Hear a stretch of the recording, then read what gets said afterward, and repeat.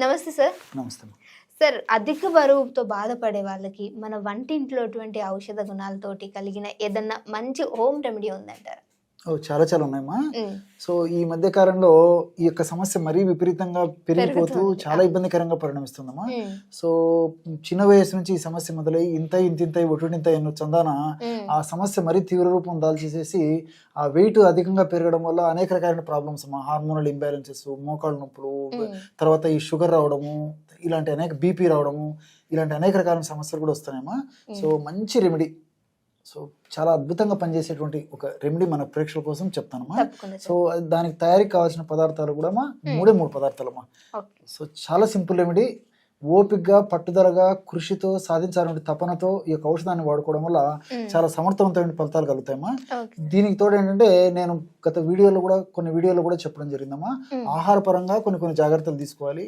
అదేవిధంగా కాస్త ఎక్సర్సైజ్, మరీ అంత జిమ్లు పోవడము అంత కూడా లేకుండా సింపుల్ ఎక్సర్సైజ్ కూడా నేను చెప్పడం జరిగిందమ్మా. అవి ఫాలో అవుతూ ఈ యొక్క ఆహార ఔషధాన్ని వాడుకోవడం వల్ల రిజల్ట్ చాలా అద్భుతంగా ఉంటాయమ్మా. Okay sir. సో దానికి కావాల్సిన పదార్థాలు మూడమ్మా. మొట్టమొదటిది కరక్కాయ. కరెక్ట్. ఓకే. సో కరక్కాయ దేహంలో ఫ్యాట్ కణాలు ఎక్కడ ఫ్యాట్ ఉన్నప్పటికీ, కొవ్వు కణాలు ఎక్కడ కొవ్వు ఉన్నప్పటికీ కరిగించేందుకు చాలా అద్భుతంగా పనిచేస్తుందమ్మా. వావ్. కరక్కాయలు అంత అద్భుతమైన శక్తి ఉందన్నమాట. సో ఈ కరక్కాయ యొక్క పెచ్చుల చూర్ణము మనకు అవసరం అవుతుంది అనమాట. కరక్కాయ పెచ్చులు మనకు మార్కెట్లో దొరుకుతాయి, కరక్కాయలు మనకు మార్కెట్లో దొరుకుతాయి. ఆ చూర్ణం కూడా మనం విచారించి ప్రయత్నిస్తే కరక్కాయ పెచ్చుల యొక్క చూర్ణం కూడా మనకు మార్కెట్లో దొరుకుతుందమ్మా. లేకపోతే మనమే స్వయంగా తయారు చేసుకోవాలమ్మా.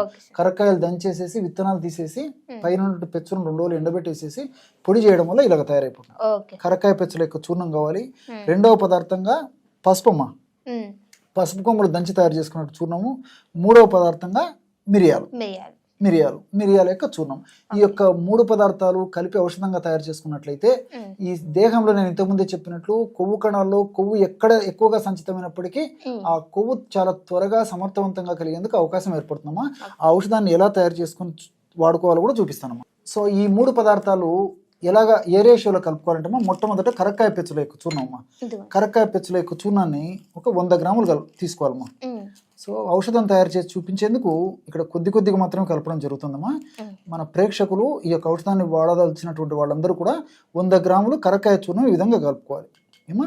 రెండవది వచ్చేసి పసుపు చూర్ణం. పసుపు చూర్ణాన్ని ఒక 25 గ్రాములు కలుపుకోవాలమ్మా. సో 100 గ్రాములు కరక్కాయ చూర్ణం అయితే పసుపు చూర్ణం ఒక 25 గ్రాములు కలుపుకుంటే సరిపోతుంది. అదేవిధంగా మిరియాల చూర్ణం అమ్మా. మిరియాల చూర్ణాన్ని ఒక 25 గ్రాములు కలుపుకుంటే సరిపోతుందమ్మా. సో కరక్కాయ చూర్ణము ఎక్కువ తీసుకోవాలి, ఇక పసుపు చూర్ణము తర్వాత యొక్క మిరియాల చూర్ణాన్ని తక్కువ తీసుకుంటే సరిపోతుందమ్మా. ఒక 25 గ్రాముల వరకు కూడా ఈ యొక్క మిరియాల చూర్ణం కలుపుకుంటే సరిపోతుంది. కేవలం ఈ 3 పదార్థాలే, కరక్కాయ చూర్ణం 100 గ్రాములు, పసుపు చూర్ణము ఒక 25 గ్రాములు, ఈ రెండు కలిపి ఒక 50 గ్రామ్స్, మిరియాల చూర్ణం కూడా ఒక 25 గ్రాములు తీసుకోవాలమ్మా. సో ఈ 3 పదార్థాలు బాగా కలపడం వల్ల ఈ ఫ్యాట్ను కరిగించేందుకు, వెయిట్ లాస్ అయ్యేందుకు చక్కటి అద్భుతమైనటువంటి ఔషధం రెడీ అయిపోతుందమ్మా. ఇంతకుముందే చెప్పినట్లు కరక్కాయ వెయిట్ లాస్ అయ్యేందుకు చాలా చక్కగా ఉపయోగపడుతుంది. అదేవిధంగా ఈ పసుపులో ఉన్నటువంటి కుర్కుమిన్ అనేటువంటి రసాయన పదార్థం వల్ల కూడా ఈ యొక్క వెయిట్ లాస్ అయ్యేందుకు చాలా చక్కగా ఉపయోగపడుతుంది. మూడవ పదార్థంగా వాడేటువంటి మిరియాల్లో ఉన్నటువంటి పెప్పరిన్ అనేటువంటి రసాయన పదార్థం కూడా ఈ వెయిట్ లాస్ అయ్యేందుకు పరోక్షంగా చాలా చక్కగా ఉపయోగపడుతుంది. కారణం ఏంటంటే ఈ మిరియాల్లో ఉన్నటువంటి పెప్పరిన్ అనేటువంటి ఈ యొక్క పదార్థం ఏదైతే ఉందో ఈ యొక్క పదార్థాన్ని మనం ఈ పద్ధతిలో తీసుకోవడం వల్ల మనకు అధిక ఆకలి తగ్గుతుందమ్మా. సో మీరు గమనించి ఉంటారు, వెయిట్ ఎక్కువ ఉన్నటువంటి వాళ్ళలో ఆకలి ఎక్కువగా అవుతుంటుంది. ఆకలికి ఆహారం తీసుకునే కొద్దీ వాళ్ళు మరింత వెయిట్ పెరిగిపోతుంటారమ్మా. కాబట్టి ఈ మిరియాలు ఆ విధంగా కూడా పనిచేస్తాయి. ఎప్పుడైతే ఆకలి తగ్గుతుందో అప్పుడు పోషకభరితమైన ఆహారం తీసుకున్నప్పుడు మరి అది కొవ్వుగా మారకుండా ఉండి ఉన్నటువంటి కొవ్వు కూడా కరిగేందుకు అవకాశం ఏర్పడుతుంది. కాబట్టి చాలా అద్భుతంగా ఈ యొక్క ఫార్ములా ఔషధం పనిచేస్తుందమ్మా. కేవలము 1 నిమిషం లోపే బ్రహ్మాండమైనటువంటి ఈ యొక్క వెయిట్ లాస్ అయ్యేందుకు మెడిసిన్ రెడీ అయిపోయిందమ్మా. Okay sir. సో దీన్ని ఏ విధంగా తీసుకోవాలి చెప్తానమ్మా. చాలా మంచి ప్రశ్న అమ్మా. సో దీన్ని ఏ విధంగా వాడుకోవాలంటే మజ్జిగ అనుపానంతో వాడుకోవాలమ్మా. మజ్జిగ. సో దాన్ని కూడా ఎలా వాడుకోవాలంటే పల్చటి తాజా మజ్జిగ తీసుకోవాలమ్మా. అంతేగాని మజ్జిగతో వాడమని చెప్పేసి చిక్కటి మజ్జిగ చాలా మంచిగా తీసుకొచ్చారమ్మా. ఇలా ఉండాలమ్మా. సో పల్చటి మజ్జిగ ఎంత పల్చగా ఉంటే అంత రిజల్ట్స్ బాగుంటాయి అనమాట. సో ఇలాంటి పల్చటి మజ్జిగ ఇంచుమించు 150 ml నుంచి 200 ml వరకు తీసుకోవాలమ్మా.